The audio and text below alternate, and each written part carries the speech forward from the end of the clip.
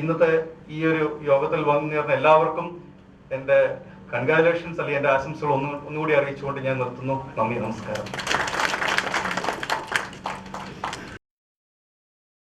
പത്തനംതിട്ട ജില്ലയിൽ ഏഷ്യാനെറ്റ് ഡിജിറ്റലിന് 100-100 powered by 1c4me.com in association with crick school cricket academy, കൊല്ലം.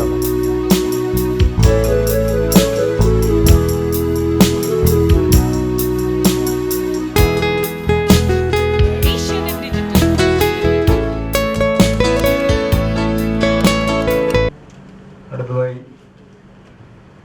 ഉദ്ഘാടനമാണ്. ഉദ്ഘാടനത്തിന് മുമ്പായി രണ്ട് വാക്ക് സംസാരിക്കാനായി ബഹുമാനപ്പെട്ട MP ശ്രീ ആൻഡോ ആന്റണി സാറിനെ ക്ഷണിക്കുന്നു. എത്രയും സ്നേഹനിധിയായ അധ്യക്ഷൻ, ഏഷ്യാനെറ്റ് സാറ്റലൈറ്റ് കമ്മ്യൂണിക്കേഷൻ്റെ എക്സിക്യൂട്ടീവ് വൈസ് പ്രസിഡന്റ് കൂടിയായ ശ്രീ ബിനു ജോർജ്, ഇവിടെ സ്വാഗതം ആശംസിച്ച K. Rajeevan, ADM O. Raju, general manager TR Balagopalan Nair, general manager network colonel R. Rajeev, network operation secretary mister Anilkumar, പ്രിയങ്കരനായ V. സുരേഷ്, മറ്റ് വിശിഷ്ട വ്യക്തികളെ, പ്രിയമുള്ള സുഹൃത്തുക്കളെ, പത്തനംതിട്ടയെ സംബന്ധിച്ച് വളരെ സന്തോഷകരമായ ഒരു നിമിഷമാണ്. പത്തനംതിട്ട കേരളത്തിൽ ആദ്യമായി ഫുള്ളി ഡിജിറ്റലൈസ്ഡ് ജില്ലയായി ഇന്ന് മാറുകയാണ്. ഏഷ്യാനെറ്റിനെ എത്ര കണ്ട് അഭിനന്ദിച്ചാലും മതിയാവില്ല. ഏഷ്യാനെറ്റ് എപ്പോഴും മലയാളികളുടെ മനസ്സിൽ ഒരു പൈനിയേഴ്സാണ്. ആദ്യമായി ഒരു മലയാളം ചാനൽ എന്നുള്ള ആ സ്വപ്നം കേരളത്തിൻ്റെ മണ്ണിൽ യാഥാർത്ഥ്യമാക്കിയത് ഏഷ്യാനെറ്റാണ്. അതുവരെ ദൂരദർശനിൽ 2-3 മണിക്കൂർ നേരം മാത്രം ലഭിക്കുന്ന ഒരു ചെറിയ സേവനം, ആ സേവനത്തിൽ ഒതുങ്ങി നിന്നിരുന്ന മലയാളി സമൂഹത്തെ സ്വന്തമായി മലയാളം ചാനൽ എന്നുള്ള സ്വപ്നം യാഥാർത്ഥ്യമാക്കി ഇന്ന് ഏഷ്യാനെറ്റ് കടന്നു വന്ന പാതയിലൂടെയാണ് പിന്നീട് ധാരാളം ചാനലുകൾ കടന്നു വന്നത്. ഇന്ന് ദൃശ്യമാധ്യമ രംഗത്ത് ഇന്ന് കേരളം മറ്റേതൊരു സംസ്ഥാനത്തിൻ്റെ മുൻപന്തിയിലായിരുന്നെങ്കിൽ അതിൻ്റെ എല്ലാം ക്രെഡിറ്റ് അവകാശപ്പെടാവുന്നത് ഏഷ്യാനെറ്റിനാണ്. തന്നെയുമല്ല, കേരളത്തിൽ ആദ്യമായി ആരും ചിന്തിക്കാതിരുന്ന ഒരു കാര്യം കേബിൾ നെറ്റ്വർക്ക് ഓപ്പറേഷൻ, അത് കേരളത്തിൽ തുടങ്ങിയത് ഏഷ്യാനെറ്റാണ്. അന്നതൊരു വലിയ വിപ്ലവമായിരുന്നു. അതുകൊണ്ടാണ് അങ്ങനെ ഒരു നെറ്റ്വർക്ക് കേരളത്തിൽ ഏഷ്യാനെറ്റ് എന്ന് മുൻകൈയെടുത്ത് തുടങ്ങി എന്നുള്ളത് കൊണ്ടാണ് ധാരാളം ചാനലുകൾ ഇന്ന് വീട്ടിലിരുന്ന് ആസ്വദിക്കാനുള്ള അവസരം കേരളത്തിലെ മലയാളി പ്രേക്ഷകർക്ക് ലഭിച്ചത് എന്നുള്ളത് നമുക്ക് വിസ്മരിച്ചുകൂടാ. ഒരു കാര്യം കൂടി നമ്മൾ സ്മരിക്കേണ്ടതുണ്ട്. അന്ന് ഈ കേബിൾ നെറ്റ്വർക്ക് സ്ഥാപിക്കാൻ ആലോചിച്ചപ്പോൾ അന്നത്തെ ഗവൺമെന്റിന്റെ എല്ലാ സൗകര്യങ്ങളും ഒരു സ്വകാര്യ ചാനലായ ഏഷ്യാനെറ്റിന് ഗവൺമെന്റിന്റെ സഹായം, KSEBയുടെ എല്ലാ പോസ്റ്റുകളിലും ഇത് വലിക്കാനുള്ള അനുവാദം, പല വിമർശനങ്ങളുണ്ടായി. പക്ഷെ അന്നത്തെ മുഖ്യമന്ത്രി ശ്രീ K. കരുണാകരൻ, അദ്ദേഹം ഏതൊരു നന്മ കണ്ടാലും വിമർശനങ്ങൾ നോക്കാതെ തീരുമാനമെടുക്കുന്ന ഒരു വ്യക്തിയായിരുന്നു. അന്ന് അദ്ദേഹം എടുത്തൊരു തീരുമാനമാണ് പെട്ടെന്ന് ഇത് കേരളമെമ്പാടും വ്യാപിപ്പിക്കാനും വലിയൊരു സംവിധാനമാക്കി മാറ്റാനും കഴിഞ്ഞത് എന്നുള്ളത് ഞാൻ ഓർക്കുകയാണ്. ഇന്ന് നമ്മളൊരു മത്സരാധിഷ്ഠിത കമ്പോള വ്യവസ്ഥയിൽ നിൽക്കുകയാണ്. ഗുണമേന്മയുള്ള ഉൽപ്പന്നങ്ങൾക്ക് മാത്രമേ ഏതൊരു വിപണിയിലും മാർക്കറ്റുള്ളൂ. ആ യാഥാർത്ഥ്യം നന്നായി മനസ്സിലാക്കിയ ഒരു ഗ്രൂപ്പാണ് ഏഷ്യാനെറ്റ്. അതുകൊണ്ടാണ് ഡിജിറ്റലൈസേഷനിലേക്ക് മറ്റാരും ചിന്തിക്കുന്നതിന് മുമ്പ് കടന്നു പോകാൻ ഏഷ്യാനെറ്റിന് കഴിഞ്ഞത്. അപ്പോൾ ഉപഭോക്താക്കളെ സംബന്ധിച്ച് അവർക്ക് ഉൽപ്പന്നത്തിന്റെ ക്വാളിറ്റി നന്നായിരിക്കണം, മെച്ചമായിട്ടുള്ള സർവീസ് ഉണ്ടായിരിക്കണം. അതാണ് ഏതൊരു ഉൽപ്പന്നത്തെ സംബന്ധിച്ചും ഉപഭോക്താക്കൾ ആഗ്രഹിക്കുന്നത്. ഇവിടെ വിഷ്വൽ മീഡിയ രംഗത്ത് ഏറ്റവും മെച്ചപ്പെട്ട സേവനം, ഏറ്റവും മെച്ചപ്പെട്ട സർവീസ്, ഇത് രണ്ടും ഒരേ സമയം ഗുണമേന്മയുള്ള മെച്ചപ്പെട്ട സർവീസ് നൽകാൻ മുന്നിലേക്ക് കടന്നു വന്നിരിക്കുന്നത് ഏഷ്യാനെറ്റാണ് എന്നുള്ളത് എത്ര അഭിനന്ദനാർഹമാണ്. പത്തനംതിട്ടയെ സംബന്ധിച്ച് ഞങ്ങൾക്കേറെ അഭിമാനമുണ്ട്. കാരണം ഇന്ന് വൻകിട മെട്രോ നഗരങ്ങളിൽ മാത്രം യാഥാർത്ഥ്യമായ ഒന്ന് ഇന്ന് സമ്പൂർണ്ണ ഡിജിറ്റലൈസ്ഡ് ജില്ലയായി പത്തനംതിട്ട മാറുമ്പോൾ അത് നഗരങ്ങളിൽ പൂർത്തീകരിക്കുമെന്ന് വിശ്വസിച്ചിരുന്ന ഒന്ന് ഇന്ന് ഗ്രാമങ്ങൾ ഉൾക്കൊള്ളുന്ന പത്തനംതിട്ടയിൽ യാഥാർത്ഥ്യമാകുകയാണ്. പത്തനംതിട്ടയ്ക്ക് ഒട്ടേറെ പ്രത്യേകതകളുണ്ട്. ഏഷ്യാനെറ്റ് കേരളത്തിൽ 21 സെന്ററുകൾ തുടങ്ങിയ സമയത്ത് ആദ്യത്തെ 3 സെന്റർ അത് പത്തനംതിട്ട ജില്ലയിലായിരുന്നു. തിരുവല്ല, കോഴഞ്ചേരി, പത്തനംതിട്ട. 21 സെന്ററിൽ 3 അന്നും ഈ ഗ്രാമപ്രദേശം ഉൾക്കൊള്ളുന്ന പത്തനംതിട്ട ജില്ലയായിരുന്നു. രാജ്യത്ത് ഏറ്റവും കൂടുതൽ പ്രവാസികൾ ഉള്ള ഒരു ജില്ലയാണ് പത്തനംതിട്ട. ഏറ്റവും കൂടുതൽ അഭ്യസ്തവിദ്യരായ ആളുകളുള്ള ഒരു ജില്ലയാണ് പത്തനംതിട്ട. ഏറ്റവും കൂടുതൽ ബാങ്ക് ഡിപ്പോസിറ്റ് ഉള്ള ഒരു ജില്ലയാണ് പത്തനംതിട്ട. ഒരു വ്യവസായമില്ലാത്ത ജില്ലയും പത്തനംതിട്ടയാണ്. അതുപോലെ തന്നെ ഏറ്റവും കൂടുതൽ വിമുക്ത ഭടന്മാർ അത് പത്തനംതിട്ട ജില്ലയിലാണ്. ഏതാണ്ട് 1.5 ലക്ഷത്തോളം വിമുക്ത ഭടന്മാർ പത്തനംതിട്ട ജില്ലയിലുണ്ട്.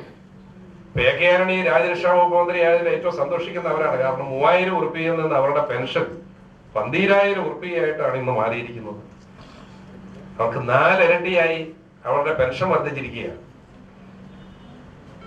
പക്ഷേ ഒരു പ്രത്യേകത കൂടെ പറയാം. ഇന്ത്യയിൽ 25 വർഷത്തെ സെൻസസ് എടുത്തപ്പോൾ ഇന്ത്യയിൽ ഒരു ജില്ലയിൽ മാത്രമേ ജനസംഖ്യ കുറഞ്ഞു പോയുള്ളൂ. അത് പത്തനംതിട്ട ജില്ലയാണ്. പത്തനംതിട്ടക്കാരെല്ലാം പ്രവാസികളായി മാറിയത് കൊണ്ടല്ല. പത്തനംതിട്ടയിൽ ഒരാൾക്ക് ജീവിക്കണമെന്നുണ്ടെങ്കിൽ ഈ ജില്ലയിൽ അതിനുള്ള സാഹചര്യങ്ങൾ ഇല്ല എന്ന നിലയിലേക്ക് കാര്യങ്ങൾ മാറിയിരിക്കുന്നു. 10ാം ക്ലാസ് പാസ്സായവരാണെങ്കിലും PhD എടുത്തവരാണെങ്കിലും ഏത് തരത്തിലുള്ള ഒരു ജോലി ആഗ്രഹിക്കുന്നുണ്ടോ ജില്ല വിട്ട് പുറത്തേക്ക് പോകണം. ഒന്നുകിൽ കേരളത്തിലെ മറ്റ് ജില്ലകളിലേക്കോ മറ്റു പട്ടണങ്ങളിലേക്കോ പോകണം, അല്ലെങ്കിൽ കേരളം വിട്ട് കടന്നു പോകണം, അല്ലെങ്കിൽ രാജ്യം വിട്ട് കടന്നു പോകണം. അങ്ങനെ പലായനം ചെയ്യേണ്ട സ്വന്തം നാട്ടിൽ സ്വന്തം ജനിച്ച മണ്ണിൽ കാലുറപ്പിച്ച് നിന്ന് ജീവിത വിജയം നേടാനുള്ള അവകാശം നിഷേധിക്കപ്പെട്ട ഒരു സമൂഹമായി പത്തനംതിട്ടക്കാർ മാറിയിരിക്കുന്നു എന്നുള്ളത് അതുകൂടി നമ്മൾ ആലോചിക്കേണ്ടതുണ്ട്. ഇന്നത്തെ ഓരോ പ്രദേശത്തും ഉണ്ടാകുന്ന വികസനം എന്ന് പറയുന്നതെല്ലാം കണക്ടിവിറ്റിയെ ആശ്രയിച്ചാണ്. അതാണ് പത്തനംതിട്ടയുടെ ഏറ്റവും വലിയ ശാപം. Air connectivity, rail connectivity, highway connectivity, port connectivity, ഇതെല്ലാം ഒത്തുചേരുന്നിടത്താണ് എല്ലാ വികസനങ്ങളും ഒത്തുകൂടുന്നത്. പക്ഷേ ഇതിലേക്കൊന്നും കൂടിച്ചേരാൻ കഴിയാതെ പോയ ഒരു ജില്ല എന്ന നിലയിൽ കേരളത്തിൽ ഏറ്റവും കുറച്ച് റെയിൽവേ ലൈനുള്ള ജില്ലയും പത്തനംതിട്ടയാണ്. അപ്പൊ അതിൽ നിന്നൊരു മോചനം ഈ ജില്ലയിലെ ആളുകൾ ആഗ്രഹിക്കുന്നുണ്ട്. ജനപ്രതിനിധികൾ ഞങ്ങളെല്ലാം അതിനുവേണ്ടി ആത്മാർത്ഥമായി ശ്രമിക്കുന്നുണ്ട്. പക്ഷെ ഏതൊരു വികസനം വരുമ്പോഴും ഉണ്ടാകാവുന്ന അതിന്റെ റെസിസ്റ്റൻസിനെ അതിജീവിച്ചു പോകാനുള്ള ഒരു തത്രപ്പാടില്ല. കാരണം എതിർപ്പുകൾ ഒരു കാലഘട്ടം പോകും. അപ്പൊ നമുക്ക് നഷ്ടപ്പെടുന്ന കാലഘട്ടം നമുക്ക് തിരിച്ചു വിട്ടാൻ കഴിയില്ല. പക്ഷേ ഇതൊക്കെ പിന്നീട് ആ തെറ്റിദ്ധരുത്തി യാഥാർത്ഥ്യബോധത്തിലേക്ക് ആളുകൾ മറങ്ങുമ്പോഴേക്കും നമ്മുടെ മുന്നിലൂടെ കാലം ഒത്തിരി മുന്നോട്ട് നീങ്ങിപ്പോകും. നമുക്ക് ലഭ്യമാകേണ്ട ജീവിച്ചിരിക്കുന്ന ഒരു തലമുറയ്ക്ക് നമ്മുടെ പിന്നാലെ കടന്നു വരുന്ന ഒരു തലമുറയ്ക്ക് ലഭ്യമാകേണ്ട സർവീസുകൾ അത് സമയബന്ധിതമായി അവർക്ക് നിഷേധിക്കപ്പെടുന്ന ഒരു സാഹചര്യം കൂടി ഉണ്ടാകും. അത്തരം കാര്യങ്ങളെ കുറിച്ചൊക്കെ നമ്മൾ ആലോചിക്കേണ്ടതുണ്ട് എന്നുള്ളതാണ് എൻ്റെ വിശ്വാസം. എന്തായാലും ഞാൻ ഏഷ്യാനെറ്റിനെ പ്രത്യേകം അഭിനന്ദിക്കുന്നു. പത്തനംതിട്ടയോട് കാണിച്ച ഈ പ്രത്യേകമായ പരിഗണന, ഞങ്ങളുടെ ഹൃദയത്തിലുള്ള സ്നേഹം എപ്പോഴും ഏഷ്യാനെറ്റിനോടൊപ്പം ഉണ്ടാകും എന്ന് പറയാൻ ഞാൻ ആഗ്രഹിക്കുകയാണ്. അപ്പൊ ഇവിടുത്തെ കേബിൾ ഓപ്പറേറ്റേഴ്സ് അപ്പൊ അവരെല്ലാം നല്ല പ്രഗത്ഭരാണ്. കാരണം അവരുടെ ഒരു നല്ല കഠിനാധ്വാനവും അവരുടെ ആ ഒരു സഹകരണവും എല്ലാം ഇതിലേക്ക് എത്തിക്കാൻ ഏഷ്യാനെറ്റിനെ സഹായിച്ചിട്ടുണ്ട് എന്ന് ആത്മാർത്ഥമായി ഞാൻ വിശ്വസിക്കുകയാണ്. അതുകൊണ്ട് ജില്ലയിലെ ജനങ്ങളുടെ സന്തോഷം, മുഴുവൻ ആ ജനങ്ങളുടെയും സന്തോഷം ഞാനിവിടെ പങ്കുവെക്കുന്നു. ഏഷ്യാനെറ്റ് കൂടുതൽ ഐശ്വര്യത്തോടെ, കൂടുതൽ മികവാർന്ന രീതിയിൽ, കൂടുതൽ ജനങ്ങളിൽ അതിന്റെ മികച്ച സേവനം എത്തിച്ചുകൊണ്ട് കൂടുതൽ ഉയരങ്ങളിലേക്ക് കുതിക്കട്ടെ എന്നുള്ള ആശംസയാണ് എനിക്കുള്ളത്. എല്ലാ ഭാവങ്ങളും ആശംസിച്ചുകൊണ്ട് പത്തനംതിട്ട ജില്ല സമ്പൂർണ്ണ ഡിജിറ്റലൈസ്ഡ് ജില്ലയാകുന്ന ഈ സുവർണ മുഹൂർത്തം നിങ്ങളുടെ എല്ലാം അനുമതിയോടുകൂടി ഔപചാരികമായി ഉദ്ഘാടനം ചെയ്താൽ ഞാൻ അറിയിക്കുന്നു. നന്ദി, നമസ്കാരം.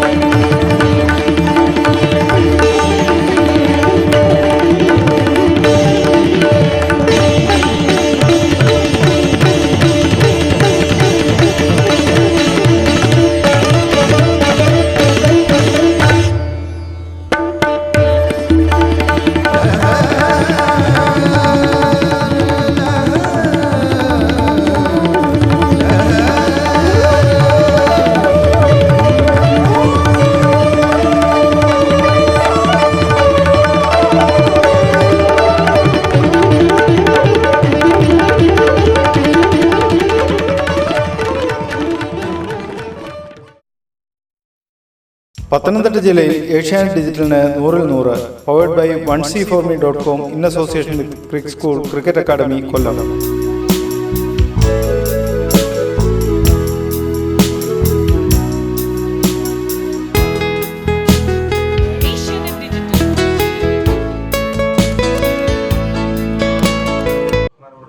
എംപിക്ക് ഏഷ്യാനെറ്റിന്റെ ഉപഹാരം നൽകുന്നതിനായി Kollam regional finance executive Shri R ജയകുമാറിനെ ക്ഷണിച്ചുകൊള്ളുന്നു.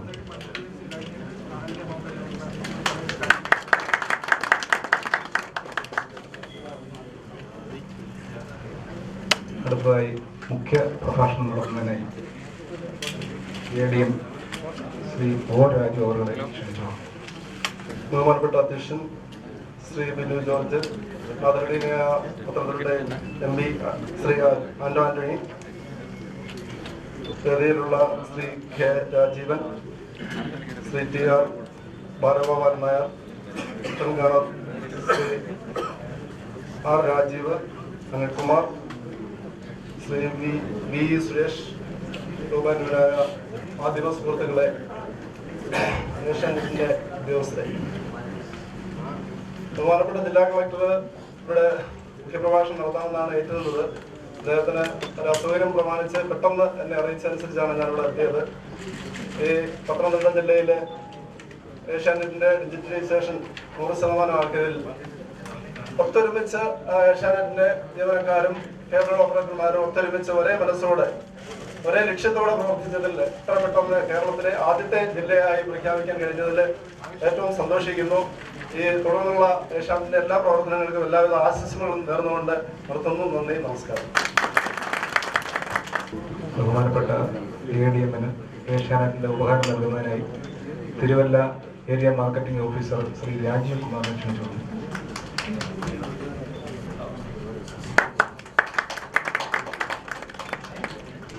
അടുത്തതായി ആശംസാ പ്രസംഗമാണ്. ആദ്യമായി Shri TR Balagopalan sir, general manager ക്ഷണിച്ചു. ബഹുമാനപ്പെട്ട Pathanamthitta MP Shri Anto Antony, ADM Shri O Raju, dear friends, ഇന്ന് നമ്മളെ സംബന്ധിച്ചിടത്തോളം വളരെ വളരെ സന്തോഷകരമായ ഒരു ദിവസമാണ്.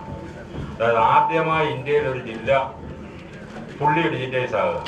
ഇത് ഗവൺമെൻറ് പോലും പ്രതീക്ഷിക്കാത്ത, അതായത് ഇവിടുത്തെ സ്റ്റാഫ് അംഗങ്ങളുടെയും അസോസിയേറ്റിൻ്റെയും അർപ്പണബോധത്തോടുള്ള പ്രവർത്തനം ഒന്ന് മാത്രമാണ് ഇതിൻ്റെ കാരണം. കാര്യം നമ്മുടെ ആൾക്കാരുടെ പ്രവർത്തനം. പിന്നെ പത്തനംതിട്ട ശ്രീ ആന്റോ ആന്റണി സാർ പറഞ്ഞതുപോലെ ഒരുപാട് കാര്യങ്ങളിൽ മുന്നിലാണ്. ആരോഗ്യ മേഖലയിൽ മുന്നിലാണ്, വിദ്യാഭ്യാസ മേഖലയിൽ മുന്നിലാണ്, ലോങ് ആക്ടിവിറ്റിയിൽ മുന്നിലാണ്. എല്ലാ ഒരു ഡെവലപ്ഡ് സ്റ്റേറ്റ് പോലുള്ള എല്ലാ കാര്യങ്ങളിലും വെസ്റ്റേൺ കൺട്രീസിനൊപ്പം കിടപിടിക്കുന്ന ഒരു ജില്ലയായിട്ട് പത്തനംതിട്ട മാറിയിട്ടുണ്ട്. ഈ നേട്ടങ്ങൾ പത്തനംതിട്ട പുതുതായിട്ടുള്ള ഒന്നുമല്ല. നമ്മൾ പുറമോട്ട് നോക്കിക്കഴിഞ്ഞാൽ ക്രിസ്തുവിന് മുമ്പ് ആദ്യമായി ലോകത്ത് ഭൂപടം ഉണ്ടാക്കിയത് ടോളമിയാണ്. ഈജിപ്തിൽ ജീവിച്ചിരുന്നതാണ് അദ്ദേഹം. അദ്ദേഹത്തിന്റെ ഭൂപടത്തിൽ ലോകത്തിലെ വലിയ പട്ടണങ്ങൾ 2 പട്ടണങ്ങൾ പത്തനംതിട്ടയിലാണ്. അതായത് നിലയ്ക്കലും നിരണവും. ഇന്ത്യയിൽ തന്നെ ആ 10 കുറച്ച് പട്ടണങ്ങൾ മാത്രമേ വലിയ പട്ടണങ്ങളുള്ളൂ. അതിൽ ഏറ്റവും വലിയ 2 പട്ടണങ്ങൾ പത്തനംതിട്ടയിലാണ്. അത് കഴിഞ്ഞ് മുന്നോട്ട് നോക്കിയാൽ തന്നെ സെന്റ് തോമസ് 9 പള്ളി സ്ഥാപിച്ചതിൽ 2 പള്ളി പത്തനംതിട്ടയിൽ. പിന്നെ വൈഷ്ണവരുടെ സൗത്ത് ഇന്ത്യയിൽ ആകെയുള്ള 116 തിരുപ്പതികളാണ്. അതായത് 16 കേരളത്തിൽ. ആ 16 തിരുപ്പതികളിൽ 6 തിരുപ്പതികൾ പത്തനംതിട്ടയിലെയും അല്ലയോട് അതിനോട് സമയ പ്രദേശമാണ്. അതായത് പിന്നെ തൃച്ചിറ്റാറ്, തൃപ്പുലിയൂർ, തിരുവാറന്മുള, പിന്നെ തിരുവമ്മണ്ടൂര്, തൃക്കൊടിസ്ഥാനം, തിരുവല്ല. ഈ 6, അതായത് മൊത്തം കേരളത്തിലുള്ള 16 തിരുപ്പതികളിൽ 6 തിരുപ്പതി പത്തനംതിട്ടയിലും അതിനോട് ചേർന്ന സ്ഥലത്താണ്. അതായത് പത്തനംതിട്ടയുടെ ഈ മുന്നേറ്റം, ഈ നേട്ടം, ഇത് 2500 വർഷങ്ങൾക്ക് മുമ്പ് തന്നെ പത്തനംതിട്ടയിലെ വളരെ വലിയൊരു ജില്ലയായിരുന്നു. ഒരുപാട് കാര്യങ്ങളിൽ മുന്നിലായിരുന്നു. ഇന്ന് തന്നെ നമ്മൾ നോക്കിയാൽ ആറന്മുള കണ്ണാടി മാന്നാറിലെ വോട്ട് വ്യവസായം അത് കാണിക്കുന്ന പത്തനംതിട്ടയിലെ ഒരു കാലത്ത് ടെക്നോളജിക്കൽ അഡ്വാൻറ്റേജാണ്. ഒരു കാലത്ത് പത്തനംതിട്ടയിലെ ലോകത്തെ സമുന്നതമായ സ്ഥാനത്തായിരുന്നു. അത് കഴിഞ്ഞ് എന്തോ കാരണവശാൽ കാലാവസ്ഥയുടെ വെള്ളപ്പൊക്കം മറ്റു കാരണങ്ങളും കാരണം കടൽ ഇവിടുന്ന് അകന്നുപോയി. പഴയ തുറമുഖം നിരണമായിരുന്നു. അവിടെ നിരണം എന്നുള്ളത് മാറി തുറമുഖം പിന്നെ കൊല്ലത്തോട്ടും ആലപ്പുഴയോട്ടും മാറിക്കഴിഞ്ഞാൽ പത്തനംതിട്ടയുടെ ആ പ്രാധാന്യത്തിന് കുറച്ച് കുറവ് വന്നെങ്കിലും കഴിഞ്ഞ ഒരു 100 കൊല്ലത്തെ ചരിത്രം എടുത്തു കഴിഞ്ഞാൽ വീണ്ടും പത്തനംതിട്ടയുടെ മുന്നോട്ട് കുതിച്ചിരിക്കുകയാണ്. ഇന്ന് നമ്മൾ കാണുന്ന കേരളത്തിന്റെ ഈ ഐശ്വര്യം അതിനൊരൊറ്റ കാരണമേ ഉള്ളൂ. ആനി സാർ പറഞ്ഞ പോലെ വെളിയിൽ നിന്നുള്ള റെമിറ്റൻസ്. ഈ സമ്പത്തിന്റെ ഉറവിടം അത് സ്റ്റാർട്ട് ചെയ്യുന്നത് എവിടെ നിന്നാണെന്ന് തോന്നുന്നെങ്കിൽ കുമ്പനാട്ടിൽ നിന്നാണ്. ഇന്ന് ഏറ്റവും കൂടുതൽ ബാങ്കുകളുള്ള ഒരു സ്ഥലമുണ്ടെങ്കിൽ അത് കുമ്പനാടാണ്. ഇതെല്ലാം ഈ നാട്ടിലെ ആൾക്കാരുടെ സ്ഥിരപരിശ്രമശീലത്തിന്റെ ഒരു ഫലമാണ്. ഇന്ന് കേരളം അനുഭവിക്കുന്ന ഈ സമ്പദ് സമൃദ്ധി അത് പത്തനംതിട്ടയിൽ നിന്ന് തുടങ്ങിയാണ്. മറ്റ് ജില്ലക്കാര് പത്തനംതിട്ട ജില്ലയെ ഫോളോ ചെയ്തിട്ട് ഇതേ രീതിയിൽ വളരെ മുന്നോട്ട് വന്നു. ഇന്ന് നോക്കിക്കഴിഞ്ഞാൽ തന്നെ ഇന്നത്തെ കാലത്തും നോക്കിക്കഴിഞ്ഞാൽ ശബരിമലയുണ്ട്, ആറന്മുള വള്ളംകളിയുണ്ട്, മഞ്ഞിനിക്കര തീർത്ഥാടനമുണ്ട്, പരുമല തീർത്ഥാടനമുണ്ട്. ഇങ്ങനെ ഇന്നും എല്ലാ മേഖലകളിലും പത്തനംതിട്ട വളരെ മികച്ച തന്നെയാണ്. ഈ മികവ് ഈ നാട്ടിലെ ആൾക്കാരുടെ ഇന്നത്തെ രീതിയിലുള്ള സ്ഥിരപരിശ്രമം അത് തീർച്ചയായിട്ടും നിലനിർത്തും. കഴിഞ്ഞ 2500 കൊല്ലത്തെ ചരിത്രം മുന്നോട്ട് പോകും. അതിന്റെ ഒരു ഭാഗമായിട്ട് പത്തനംതിട്ടയിലെ എല്ലാ ആൾക്കാരും ഏഷ്യാനെറ്റിന്റെ വളരെ പെട്ടെന്ന് നമ്മളെ ഡീറ്റെയിൽ എടുത്തു. അത് എപ്പോഴും എല്ലാ കാര്യത്തിലും മുന്നേ നയിക്കുന്ന പത്തനംതിട്ടയില്ല ഈ കാര്യത്തിൽ നമ്മളെ വളരെ മുന്നോട്ട് നയിച്ചിട്ടുണ്ട്. ഏഷ്യാനെറ്റിന്റെ ആദ്യം മുതൽ ഏഷ്യാനെറ്റിന് എല്ലാവിധ സപ്പോർട്ടും തന്നിട്ടുള്ള ആൾക്കാരാണ് പത്തനംതിട്ടയിൽ. ഇന്നിത് ഏഷ്യാനെറ്റിന് നേടാൻ പറ്റിയത് ഇവിടുത്തെ നാട്ടുകാരുടെ, പത്തനംതിട്ടയിലെ നാട്ടുകാരുടെ നിർലോഭമായ സഹായ സഹകരണം കൊണ്ടാണ്. അതുപോലെ തന്നെ നമ്മുടെ സ്റ്റാഫിന്റെയും നമ്മുടെ അസോസിയേറ്റിന്റെയും അർപ്പണബോധം. ഞാൻ പല അസോസിയേറ്റ് മീറ്റിങ്ങിലും പറയാറുണ്ട്, നിങ്ങളൊരു കാര്യം ചെയ്യും, പത്തനംതിട്ടയുള്ള അസോസിയേറ്റിനെ കണ്ടുപിടിക്കും. അപ്പൊ വെളിയിലുള്ള പല അസോസിയേറ്റും ചോദിച്ചാൽ ഞാൻ പലപ്പോഴും റെഫർ ചെയ്യാറുള്ള പത്തനംതിട്ടയുള്ള കഴിഞ്ഞൂടായിരിക്കും. പത്തനംതിട്ടയിലെ അസോസിയേറ്റിനെ കണ്ടുപഠിക്കാമെന്ന് ഞാൻ ഒരുപാട് പേരോട് പറഞ്ഞിട്ടുണ്ട്. ഈ നാട്ടിലെ മനുഷ്യരുടെ നന്മയാണത് കാണിക്കുന്നത്. ഈ നന്മ തീർച്ചയായിട്ടും ഈ നാടിനെ വലുതാക്കും, അതിൽ യാതൊരു സംശയമില്ല. ഈ ഏഷ്യാനെറ്റിന് സാധിക്കാൻ സഹായിച്ച ഈ നാട്ടുകാരായ എല്ലാ ആൾക്കാരോടും നമ്മുടെ സ്റ്റാഫിനോടും അസോസിയേറ്റിനോടും കൺഗ്രാജുലേറ്റ് ചെയ്തുകൊണ്ട് എല്ലാവർക്കും നന്ദി പറഞ്ഞുകൊണ്ട് ഞാൻ നിർത്തുന്നു. നന്ദി, നമസ്കാരം. പത്തനംതിട്ട ജില്ലയിൽ ഏഷ്യാനെറ്റ് ഡിജിറ്റലിന് 100-100 powered by 1c4me.com in association with crick school cricket academy Kollam.